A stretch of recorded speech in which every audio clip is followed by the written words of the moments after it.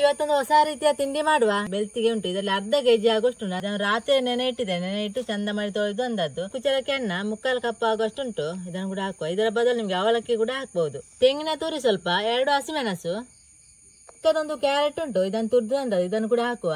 ರುಚಿ ಬೇಕಾದಷ್ಟು ಉಪ್ಪು ಕೂಡ ಹಾಕಿ ಸ್ವಲ್ಪ ನೀರು ಹಾಕಿ ಗ್ರೈಂಡ್ ಮಾಡಿ ತರುವ. ನೋಡಿ ಗ್ರೈಂಡ್ ಮಾಡಿ ಆಯ್ತು. ಇಷ್ಟು ತೆಳು ಇರ್ಬೇಕು ನೋಡಿ, ಜಾಸ್ತಿ ದಪ್ಪ ಬೇಡ.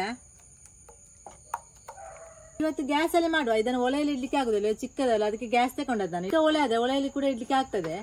ಸ್ವಲ್ಪ ಒಂದು ಅರ್ಧ ಚಮಚ ಎಣ್ಣೆ ಹಾಕುವ. ಸಾಕಿಷ್ಟು, ಇಲ್ಲದ್ರೆ ಎದ್ದೇಳ್ದಿಲ್ಲ ಎಣ್ಣೆ ಹಾಕದಿದ್ರೆ.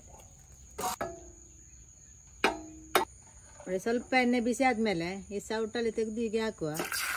ಒಂದು 1.5 ಸೌಟು ಆಗುವಷ್ಟು ಹಾಕ್ತೇನೆ. ಮತ್ತೆ ಇನ್ನು ಬೆಂಕಿ ಕಡಿಮೆ ಉರಿಯಲ್ಲಿ ಇರಲಿ, ಇಲ್ಲದ್ರೆ ಕಪ್ಪು ಹೋಗ್ತದೆ ಬೇಗ. 2 ನಿಮಿಷ ಬೆಂದ್ರೆ ಸಾಕು, ಮುಚ್ಚಿಡುವ.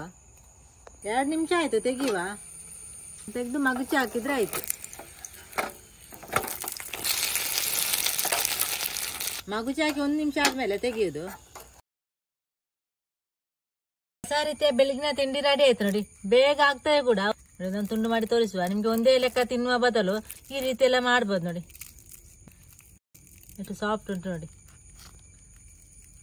ಈಗ ಬಿಸಿ ಬಿಸಿ ಉಂಟು ಮಾತ್ರ ನೋಡಿ, ಈ ರೀತಿ ಬರ್ತದೆ.